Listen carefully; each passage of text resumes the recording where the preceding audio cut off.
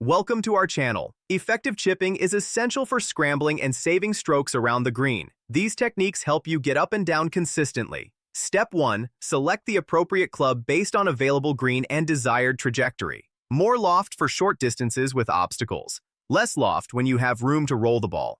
Step 2. Set up with narrow stance and weight favoring your lead foot. Position the ball back in your stance opposite your trail foot. Hands press forward, creating shaft lean. Step 3. Maintain this forward shaft lean throughout the stroke. Your hands stay ahead of the club head through impact, promoting crisp, descending contact. Step 4. Use a pudding-style motion with your shoulders. Your wrists remain relatively firm as your shoulders rock, creating a reliable, repeatable stroke. Step 5. Accelerate through impact with commitment. Deceleration causes inconsistent contact. Make a shorter backswing and confident through stroke.